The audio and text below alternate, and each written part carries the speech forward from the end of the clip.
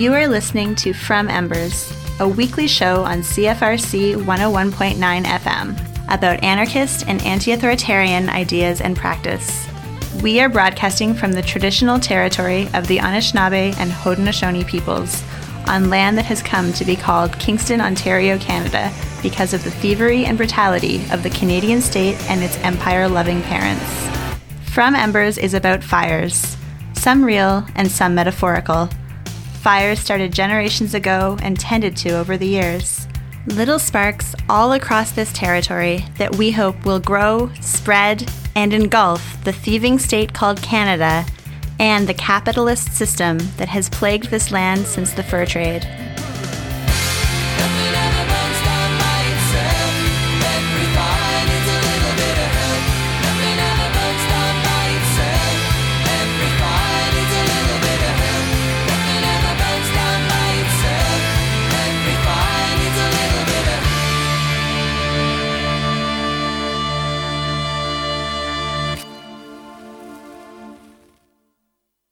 Today on From Embers, we'll be hearing about actions from coast to coast taken in solidarity with Unist'ot'en and Gidumt'en camps in so-called British Columbia, where people have been holding down a camp in resistance to pipeline construction through unceded Wet'suwet'en territory for just about a decade. Since the RCMP raided just over a week ago, solidarity actions have been happening all across the territory and around the world, and actions and demonstrations have been continuing as the days go by. I'll keep it short and sweet. Here's our first interview. My name is Natalie Knight. I'm Yurok from Northern California and Dene or Navajo from New Mexico. And I live on unceded Coast Salish territories, also known as the Vancouver area. I've been here for about 7 years now. I was raised in the U.S. In a number of different places, and I was adopted out of my Indigenous communities and raised in a family with 2 white parents and 2 black siblings.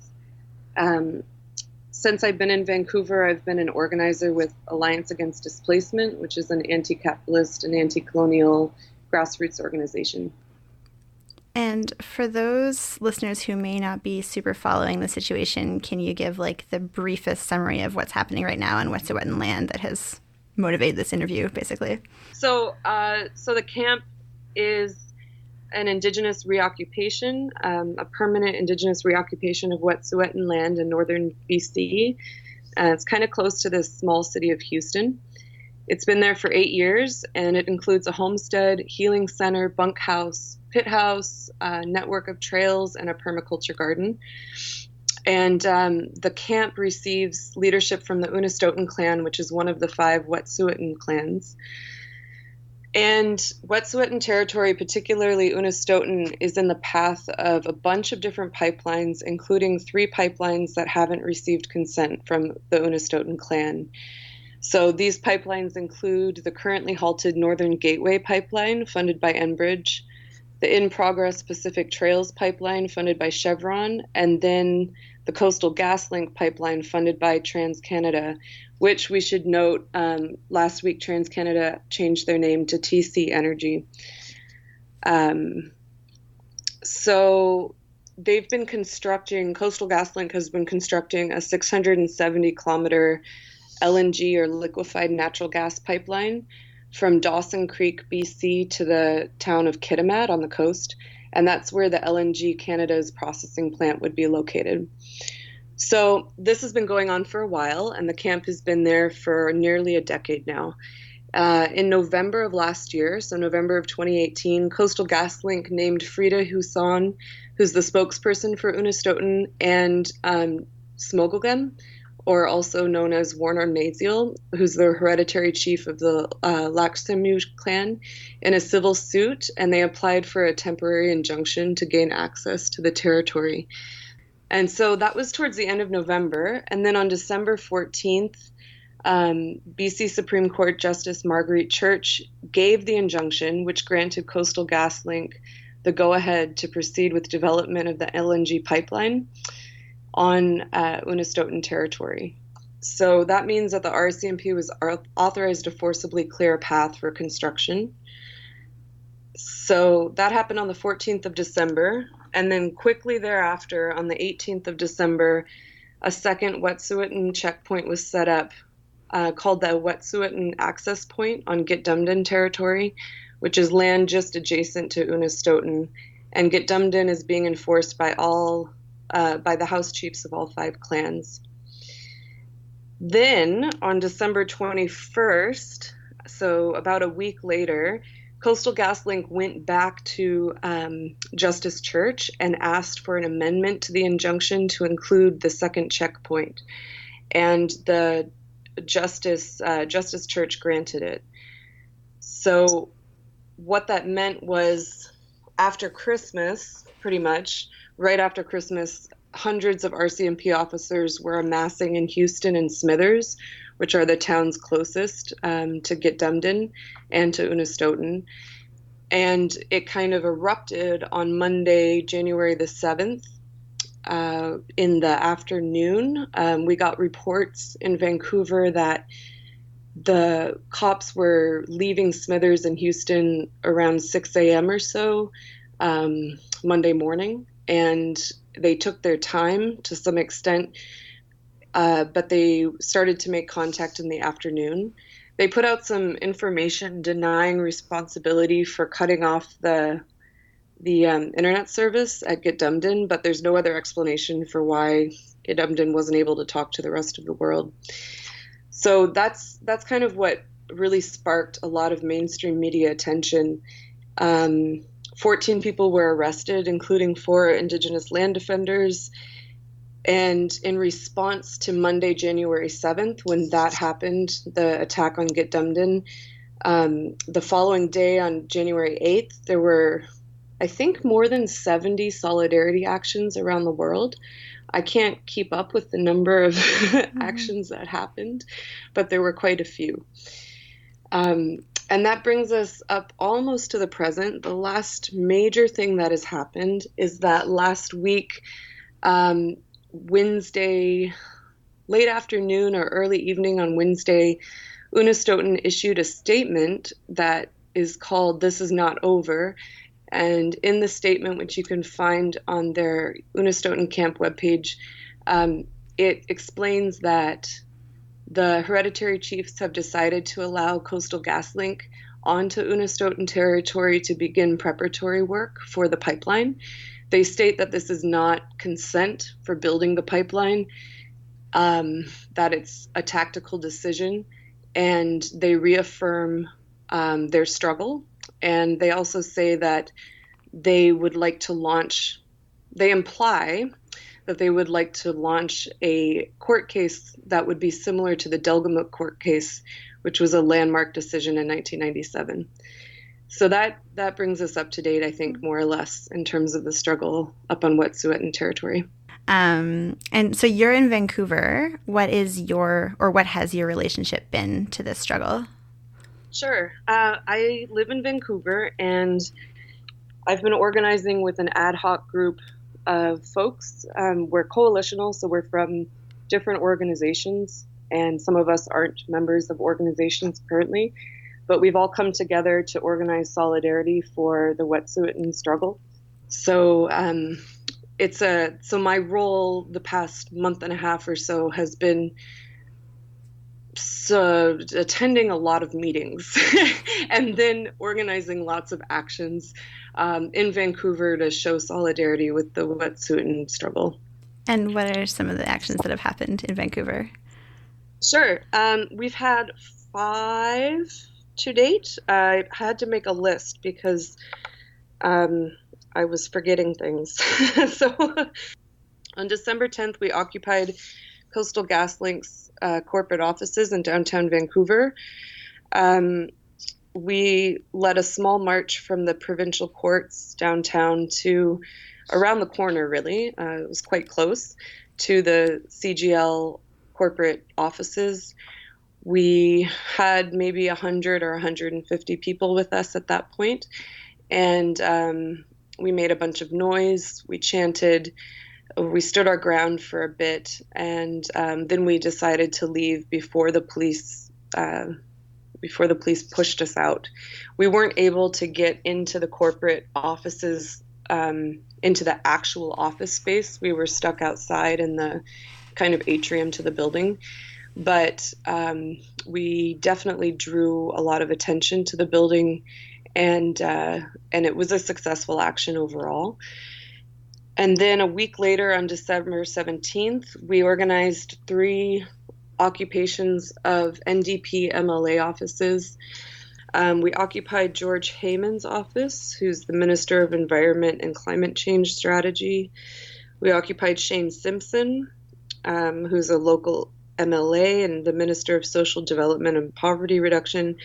And then we occupied Melanie Mark's office as well, who's Niska, and holds a cabinet position in the government and is the Minister of Advanced Education, Training and Skills.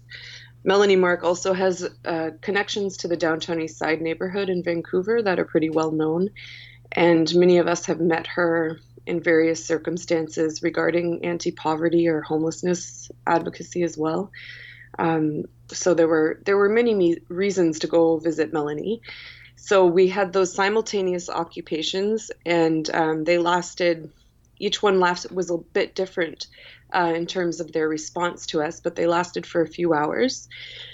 That evening, on the 17th, we held a march from CBC, Vancouver, downtown, through the streets, and we blocked 2 bridges. There were probably 300 people or so. It was really windy and really rainy. And so the fact that anybody came out was incredible. And we blocked a couple bridges. It was a lot of fun. Then we had a bit of a lull because we knew RCMP were going to be gathering, but they weren't making their move, and the holidays make it very hard for organizing. We kept things going on the ground here in the background with other forms of support and organizing. And then on January 8th, it was a big international day of solidarity that was called by the leaders up at Wet'suwet'en, Unist'ot'en and Gidumt'en. And we in Vancouver responded with a rally that brought about 1,500 people into the streets. And there was a secondary action as well, an occupation of another MLA office during the lunchtime hour that day too.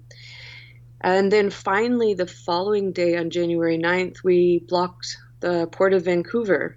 We blocked the Hastings and Clark entrance for 6 hours, had no arrests, and the cops pretty much left us alone. They didn't ask us to leave. We left on our own account because it was getting dark, and we had honestly not expected to make it 6 hours. So we were lucky to have the food with us that we had, that an elder actually brought. We just didn't realize we'd be able to pull it off for so long. So that was an interesting learning moment. Why did you choose to block the port in this situation? Yeah, we chose to block the port because we had decided in the ad hoc organizing group about a month ago, maybe a little more than a month ago, that if Unist'ot'en or Gidumt'en were attacked by the RCMP, we would respond with a nonviolent direct action. And we decided that nonviolent direct action would be blockading the port for a few reasons. One is that it's a major site of economic trade in Vancouver. There's a huge amount of commodities that move through that port every day, and a lot of money moves through that port. So it's a very direct way to disrupt economic flows. It's also a tactic that's been used in the past in Vancouver when there have been major hot points of struggle, not always around Indigenous land defense, other things as well. And so it kind of speaks to those moments too. And more broadly, why are you choosing to disrupt the economy in this moment? Why do you think that is the right response right now? Yeah, that's a great question. So for us, I can speak for myself and slightly on behalf of the ad hoc group in Vancouver, although I would primarily like to say I'm speaking for myself. Absolutely. I think that capitalism and colonialism are intimately intertwined, and they depend on each other. And this means a lot of things, and it makes our struggles complicated and complex. It also means that one way of communicating to the state can be disrupting capitalist flows of commodities and money.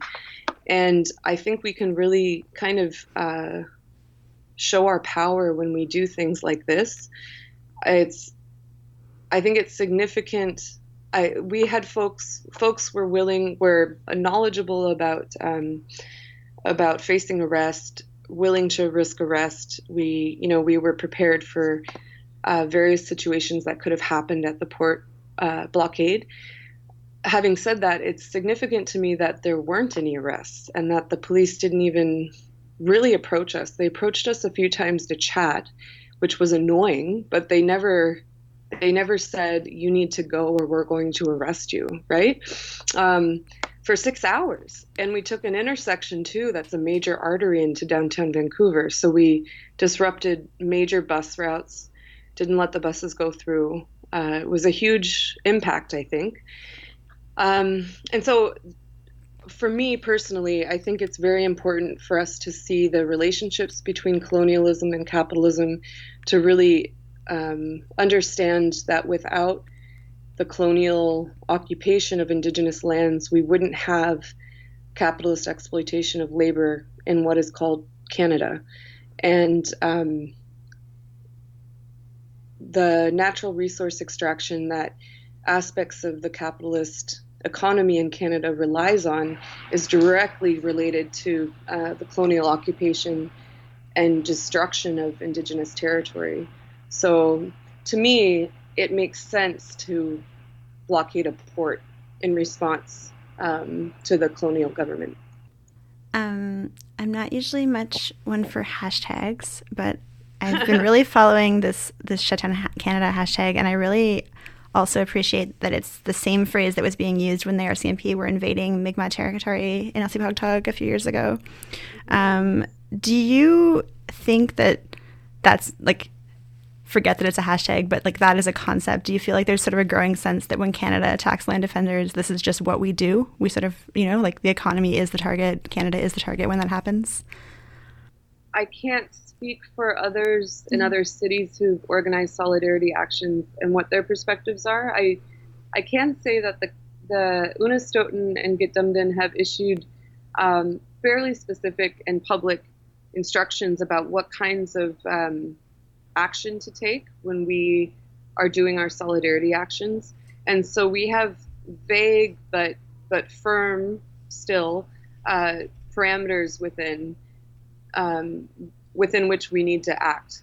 And so nothing about those parameters say don't shut Canada down.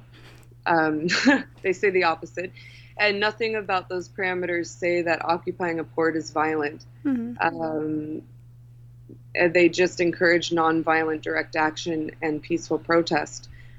So I'm hopeful that people will see actions against the economy or actions that have economic impact as something that is a powerful signal and makes a powerful impact. I'm not sure if that will catch on, but I'm hopeful it will. What do you think these actions, these kind of like shutdown actions like the port blockade, add to the struggle, both for those on Wet'suwet'en land, but also like beyond that? Like, what do you think it lends to our movements? I think that for the Wet'suwet'en people who are in struggle right now in their territory, seeing solidarity actions around the world is a huge morale boost. I think it adds a lot of confidence and a lot of goodwill to their actions there. I think they are less likely to feel a sense of isolation or alienation, being cut off from the media, for instance, when they're able to get reports of all of these people stepping up and responding all over the world. So I think it's really significant psychologically and politically for the people up at Wet'suwet'en territory right now. In terms of our broader movements,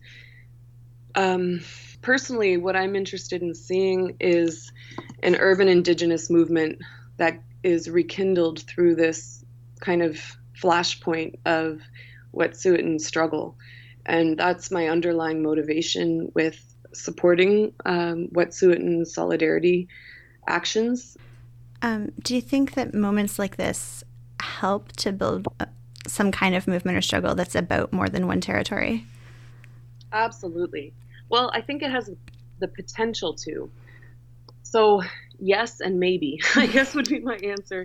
I think there's the absolute potential for this to ignite a broader movement for Indigenous sovereignty that isn't just focused on the Wet'suwet'en struggle. That's really what I hope for, and I hope that it finds leadership from urban Native people who have been lacking leadership in our communities in the sense of politically speaking out and politically leading movements for a few decades now, or a decade and a half or so in Vancouver. I think those of us who are urban Indigenous people and who believe in sovereignty, we have a responsibility in this moment to seize it. And in my perspective, we have a responsibility to not only support Wet'suwet'en solidarity, but to take this moment and build our communities, wake our communities up, communicate about what's happening up north in BC, and begin doing things, begin organizing if we haven't begun already, or continue organizing or push our organizing forward within our communities, our urban Native communities. Like, I think a lot of us across so-called Canada, like, haven't slept much in the last 10 or 15 days.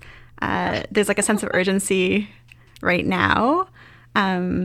This heightened level of, like, momentum and urgency is probably not going to simply last, like, forever.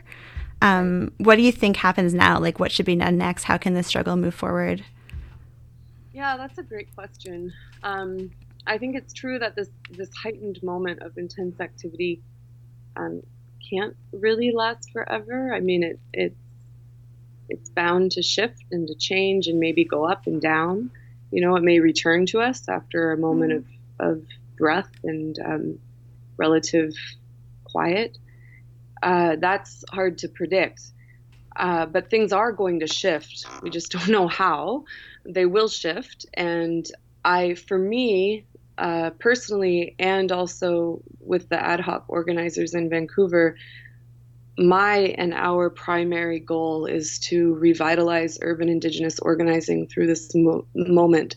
The hereditary chiefs at Wet'suwet'en have clearly said that this is not primarily a pipeline issue. This is an Indigenous sovereignty and Aboriginal title issue. That's not to deny the environmental consequences and importance of the pipeline struggle, but it is a conscious and clear prioritization of Indigenous issues over environmentalism, which is dominated by white middle-class people, unfortunately, at this point in history. And so that gives me a lot of hope, because I'm hopeful that we can take the leadership of the hereditary chiefs at Wet'suwet'en and say, yes, this is about Indigenous sovereignty, and we are Indigenous people, and we have the right for sovereignty too, and we can contribute to these struggles. And it's not only can we, but it's our responsibility to our ancestors and to those who will come ahead of us to fight right now. So I guess I would say to other urban Indigenous people that, you know, this is a great time. It's just as good as any other time to stand up and start organizing. I would say to non-Indigenous people that there are lots of related struggles to Indigenous land defense solidarity that also require attention. And I would caution non-Indigenous people, I would caution them about making Indigenous land defense solidarity work the center of their activism or organizing. I don't think it should be the center. I think anyone in positions where they are finding themselves centered around that kind of work need to step back and support an urban Native person to take their place, because these connections that we can make between our communities are so much more important than a lack of those connections. I also think that, to be honest, some people have turned towards Indigenous solidarity work and turned away from anti-capitalist organizing. And I'm thinking specifically of non-Native organizers who are usually white. I think this is a major mistake for us in a very large, broad sense. I think that we need a struggle against capitalism desperately, and we're in an awful position for that. I think we need a struggle against colonialism desperately. I think that the protagonists for a struggle against colonialism are Indigenous people. So anybody who's finding themselves with a lot of organizing power in this moment should maybe consider, are there others that they could train to take up those positions of leadership? And what is the responsibility that you have given your position historically in the world? What struggle is actually yours? You don't need to defer to Indigenous leadership. You can pick up and fight your own struggle too. What impact did the negotiations that the hereditary chiefs in Wet'suwet'en entered into last week have on actions in Vancouver? Does it change the urgency at all that some limited access is going to be allowed to the territory? That's a great question. Ultimately, no, I don't think it does change the urgency of our actions or our movement going forward. I do think that it is the first indication of a long-term strategy coming out of the Wet'suwet'en struggle. I also think it's really important to remember that the injunction that Coastal GasLink was granted was just an interim injunction, and the court hearing for that is January 31st. And so between now and January 31st, I kind of expect more or less things to remain the same, in the sense that Wet'suwet'en are probably preparing for that court case. And once that decision comes out, then they'll have much more information that they can use to plan how to proceed. In what ways does or doesn't the long-term strategy of those particular hereditary chiefs impact your long-term strategy in Vancouver? That's an interesting question. I think it's still unclear what the long-term strategy is of the Wet'suwet'en people or the hereditary chiefs at this moment. I have my suspicions around what it is, and I think it's a court case. I think it's Delgamuukw 2. I don't think that's jumping to conclusions. It was stated in the statement that came out last week. Personally, very, very, very personally, this is not the route that I see Indigenous sovereignty being enacted in. It's not the route that my politics are expressed through. I don't believe in the court system to accurately reflect or encapsulate or recognize all words that are problematic in themselves, Aboriginal title or Indigenous land stewardship. I think it's impossible for that to happen. Having said that, I understand motivations for going to court and trying to push forward Aboriginal title that as an issue that affects all nations, especially those nations in BC who never signed treaties, but it affects all nations in Canada. So for me personally, what I see is a longer term strategy from Wet'suwet'en, and that's kind of the official line. Underneath that, for me on the ground here in Vancouver, I want to build urban Native organizing, and that can happen regardless of the strategy that Wet'suwet'en takes. And so regardless of the shifts and the turns and the ups and downs and the wins and successes and defeats that they may experience, I can't, for a lot of reasons, I'm wedded to the city. This is my site of struggle, and I feel a responsibility to act here rather than project myself into the struggle at Wet'suwet'en. Do you think there are more actions to come in Vancouver, like in the next week or two? There are. We have an action coming up this Wednesday, so stay tuned. There'll be something happening this Wednesday. How do you, aren't you tired? How do you keep it going at times like this when things get really urgent and really constant Yeah.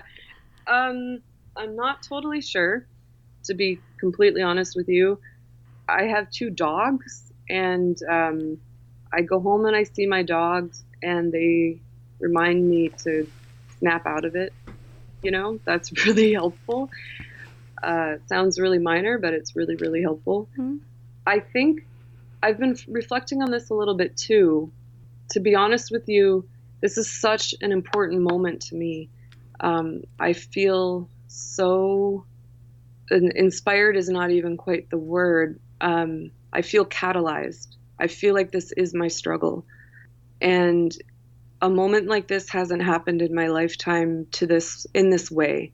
Or there have been other moments like this, but I haven't been positioned in my life or in the world in a way where I could respond so directly.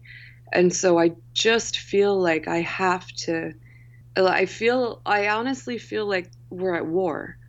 I mean, I don't mean to exaggerate, but we are at war, and I may not be on the front lines of the Wet'suwet'en struggle, but the least I can do is shut down a port in solidarity with their war, because it's my war too. It may not be attacking my nation right now, but it attacked my nation in the past, and it probably will again in the future. You can't bulldoze over my people. Our land, our final say. No pipelines will come on our land. So my motivation is kind of like you just have to, you're tired, yeah, but this is what we live for, and this is what we would die for. As kind of the feeling I have, it's the feeling I have.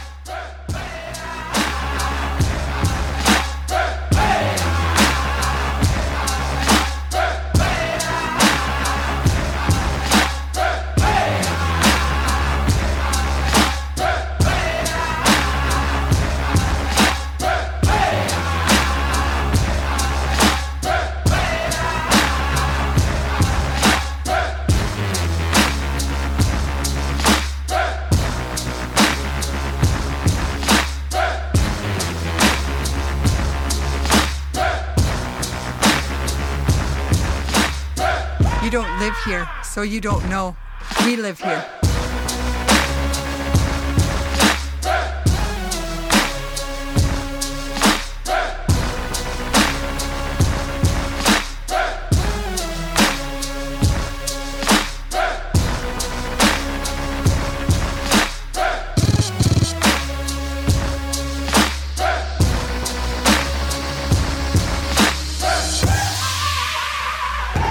Our lands, our final say. No pipelines will be coming on our land.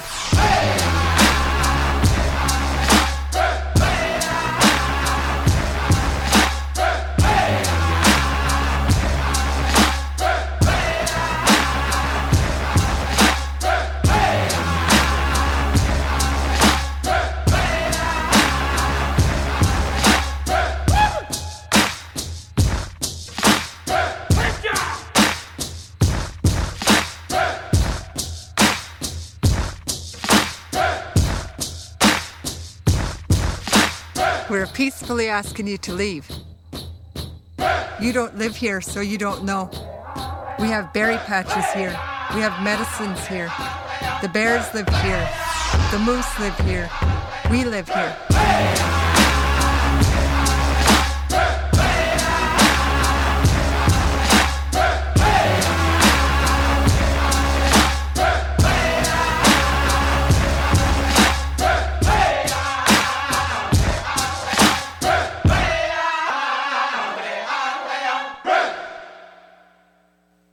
Why we're standing in solidarity with the Unist'ot'en camp is because it affects straight across the board from East Coast to the West Coast.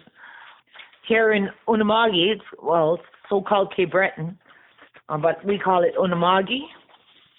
And LNG is trying to put a facility here. It's called LNG Bearhead. And LNG is also trying to put a facility in the Nova Scotia. It's called LNG Goldboro. So The reason why we're standing in solidarity with them in BC is because that's all the same pipeline that they're trying to put through all across Turtle Island. And what happens down there is going to affect us down here. Do you understand what I'm saying? Another thing I want to say is, like, people are saying that we're protesting. We're not protesters. We never were protesters. Us as Indigenous people, all across the world, we're not protesters. We're protectors. We're protecting the land. We're protecting all elements of life. All elements of life for everybody, not just for ourselves. We do this. It's in our DNA to do this, and it's in our DNA to do this for the next 7 generations to come. When we protect the lands, when we protect the waters, when we protect the air and the animals and the forests, and we do this because we have this 7 generations in our mind.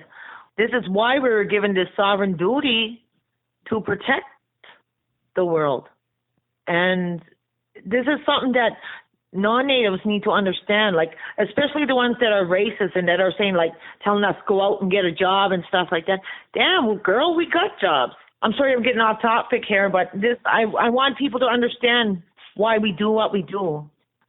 We have jobs, but we put our lives on hold when we have to go out there and protect the lands for everybody. We put our kids. I remember in Rexton when I went to go fight in Rexton, protect the lands there in Rexton against SWN. My poor children suffered.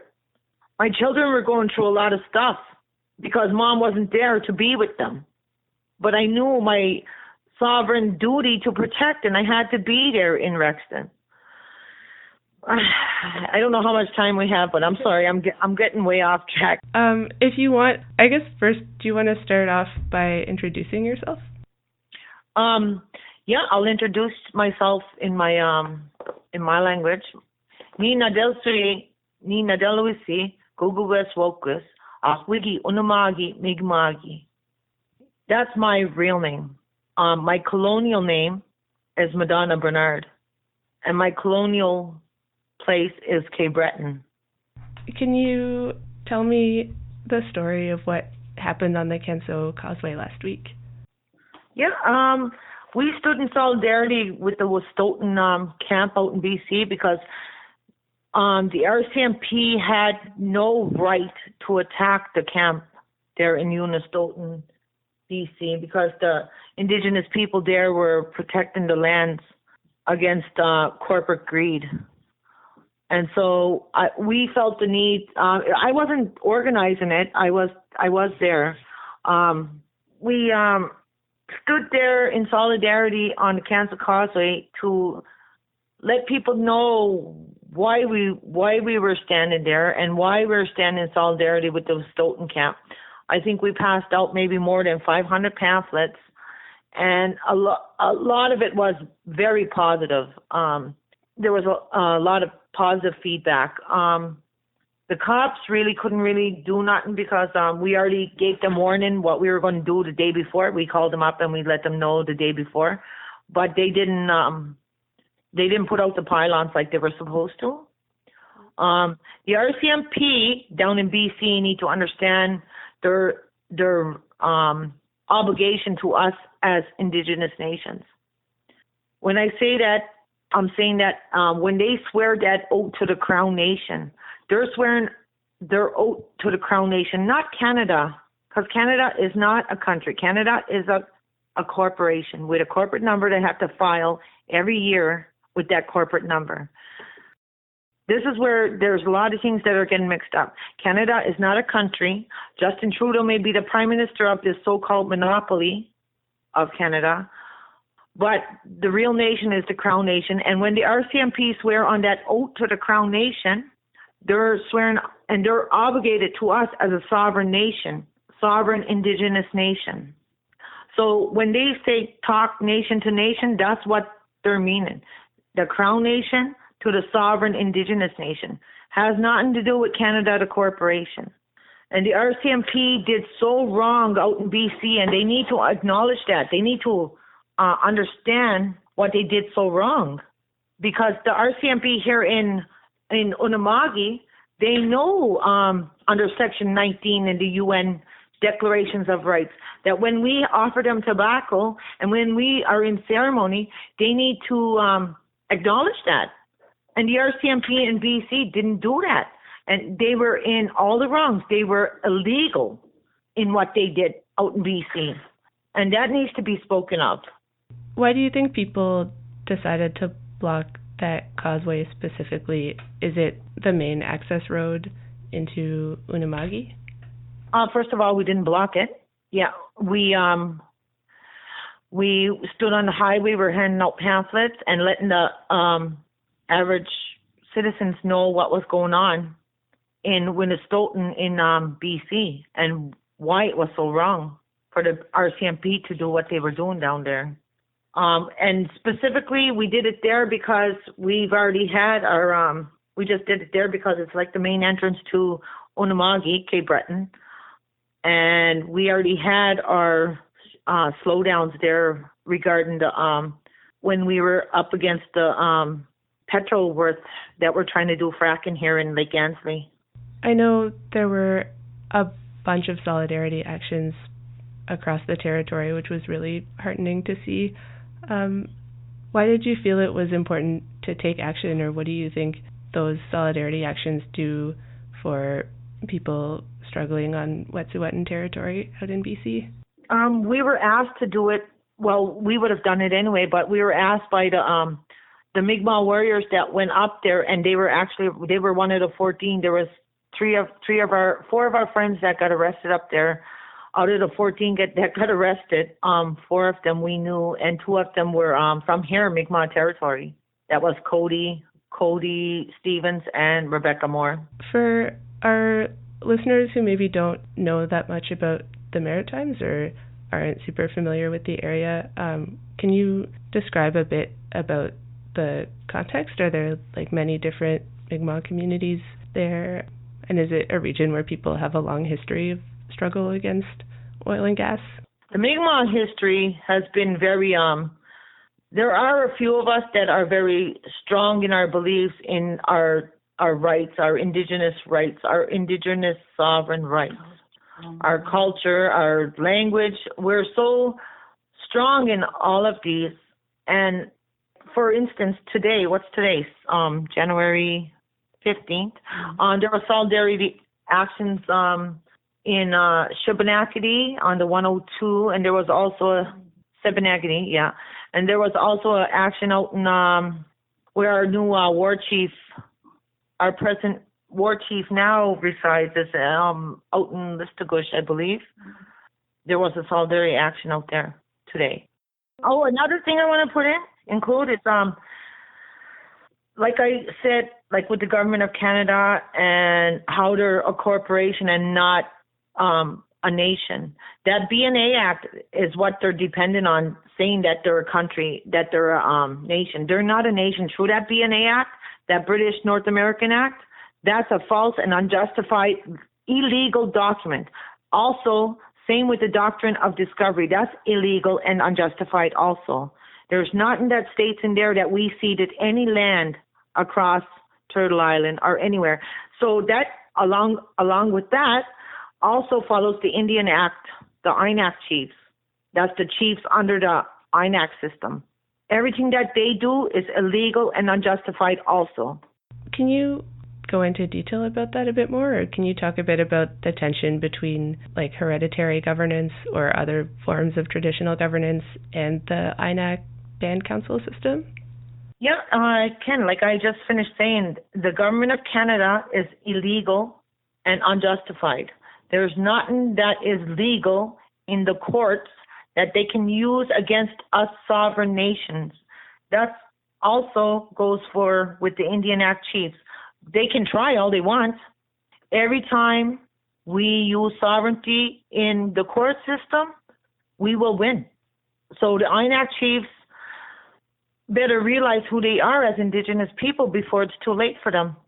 because the money is not going to save them. The money's not going to save their children. The money's not going to save their grandchildren.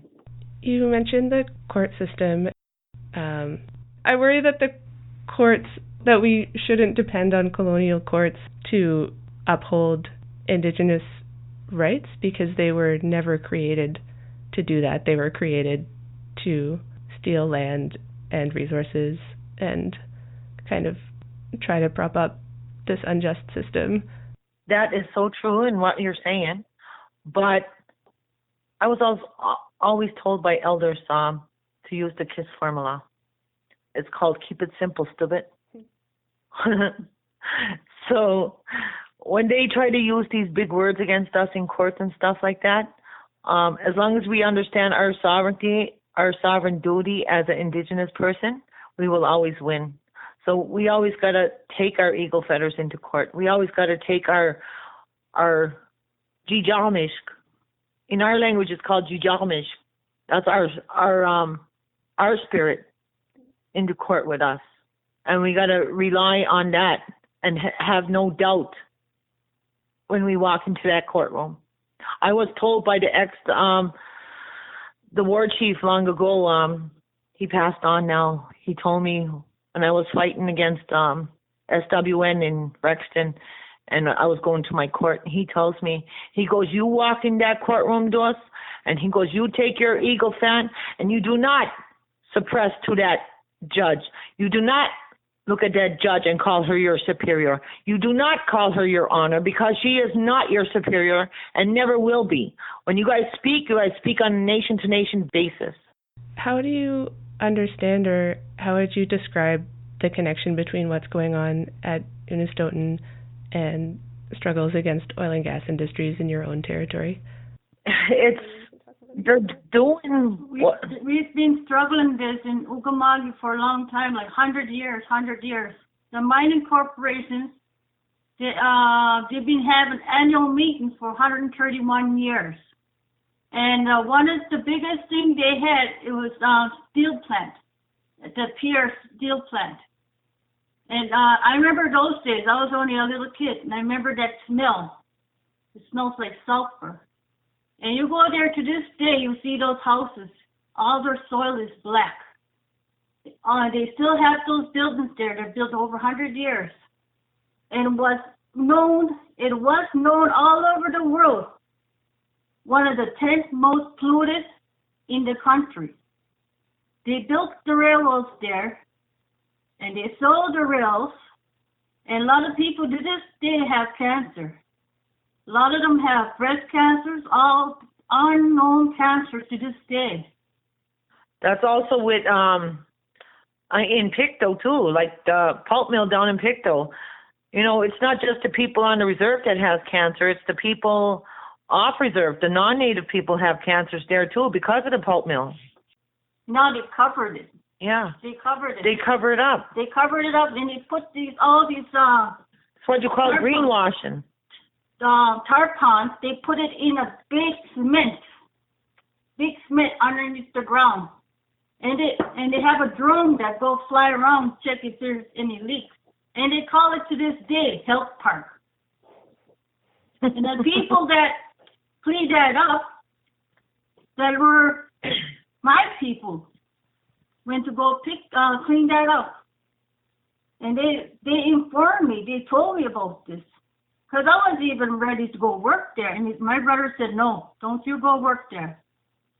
And I listened to my brother, and I didn't go work there. Mm-hmm. So some of our people went there because they got hired. They got hired because they had trucks and the trucks to clean it up. Money. Mm-hmm. And it was only $1 million. Just imagine their equipment they have to pay the gas and all that. It was nothing.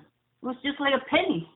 I'm also curious about how I know that people in Unist'ot'en are, like you said, fighting against a particular.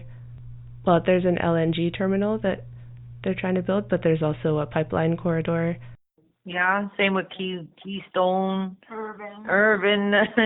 They're everywhere. Irvin is one of the It's oldest. like they're encroaching, and they're doing it. They're doing it purposely on Indigenous territory. It's like they want. They're trying to make us look like eco-terrorists. That's what they're trying to do to us. They're doing purposely putting them on Indigenous lands. In taking these kinds of solidarity actions, I know that you yourself are doing it as an Indigenous person, and that makes sense. Do you also work with settlers? Oh my God, yes, totally. Yes, like we met so many beautiful allies across, I can't even say just here, all across the world, really. South Africa. There's so many beautiful allies out there that people need to understand that, and the love that's there for our Indigenous people. You know, there's not just racism out there. My God, there's the love of our Indigenous people here, and I've seen it, I've felt it, and we've heard it. You know, we can all become one. You know, our allies are such amazing hearts, and they're stepping up, and like their children are going to learn, and our children are going to learn. It'll be amazing. It wasn't like the old days where there was so much racism and so much anger and so much misunderstanding. Yes. They didn't understand our language, and our people didn't understand their language, and that's where it went wrong. That's where it went wrong, and that's where they went to lie. The lies, like they hire somebody and saying yes, they understand Mi'kmaq, which they didn't. You know, that's where it went wrong there too, 100 years ago. Because my father, who brought me up, he's born 1927, and he was born in a wigwam. He was not born in a hospital or in a house or like that. His home was a wigwam. And he was born in Unama'ki, and that time of that Centralization. Yes. And they were kicking all our people out where they were born at. And because they wanted where that spot is where my father was born, I see those electric poles, those big, huge electric poles. That's where my dad was born. And they're being lied to, you know, they're being lied to. They're being introduced with alcohol, too. They've been poisoned with the minds of their religion. You know, and that's what the scare tactic, and that's what the RCMP have been trying to do. And that's how long we learned. We've been learning, we've been seeing, we've been sitting back. We've been sitting back, and we didn't say nothing. And now, because how long ago is our time that we spoke? Because we kept in silence for a long time, huh? Yeah, long time. Yeah, and now we're speaking out. We've been speaking out quite a while. I know some of our people, you can't hardly hear them. They speak so soft. Yeah, because they've been so traumatized and so ridiculed that their self-esteem is so low that they don't want to speak up. There's a lot of our women, a lot of our men have the voice. Mhm. All over the world, they have a voice. And I feel like I need to speak up because they have every right because to speak up. I have a grandchild now, and I don't want her to fight the way we have to fight now. We don't have to fight the way our ancestors fought, and I don't want my grandchild to fight the way we have to fight now. It's like a vibration. It's like a vibration from Mother Earth, from our ancestors, and it's coming out. I don't know if you ever tried it, but it's a good thing to try to start. If you have if you're in a country, you know, or a rural area, or you know, connected with the earth, try. Just lay on the ground, and what it does, it's like a umbilical cord. to Mother Earth. And it's just the same thing when you came out of your mouth. It's the same thing. It's all connected. And helping, you're grounding yourself. If you stand your back against the tree, and you just imagine, visual the roots. You will have no shoes on. Visual your feet, looking at the feet, and it goes to the trees and the roots. It goes up to the stem like your body, up to your heads and the hands. It's like the trees. You keep doing that, and it'll help you. Sorry, I should introduce my girlfriend, Paula Isaac. Google Quest. No. I should introduce my girlfriend, Gidumt'en. Been doing part of the interview with me. My name is Gidumt'en, means mother bear. Nice to meet you. Nice to meet you too. I will definitely try that. That sounds great.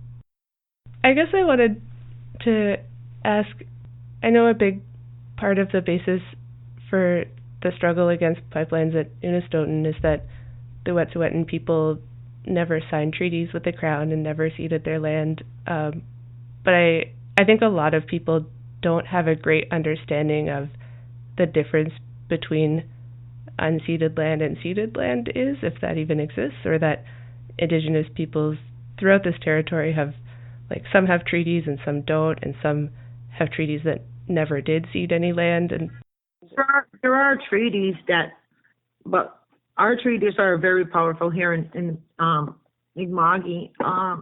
Doesn't mean we ceded our land. Can you talk a bit about those treaties or about that relationship with the Crown? Our 1752 treaty is the one we're standing up against right now against Alton Gas there in Sebenagadi. We've been fighting against Alton Gas for about 4 years now. Yeah. And our 1752 treaty is the one that's protecting that land over there. Under the 1752 treaty, that's our our right to fish and hunt along that river there in Sebenagadi River. And when we're fishing and we're hunting on that land and that territory, that's our sovereign right to do that, and no industry or no corporation can interfere with that. That was our highways. Yeah. They're still our highways. The rivers. And now what's going on? Google's son mentioned to me, and he made totally sense to me what he said. Is that like this Trans-Canada Highway they built? It separates in separating roads. Their concern was safety because the rails they're derailing, and that's why our people are blocking the highway, which they've been blocking our main highway. It's the rivers and lakes. They put dams in there. They put dams there for their electricity. Power. See? That's why they're blocking the Trans-Canada Highway. It runs on top of our soil. But the reason why we also put up a treaty truck house at the river there in Shuby, because it says right in the 1752 treaty that we're entitled to a treaty truck house to put it anywhere we shall see fit along the river. And that's like a trading post for us.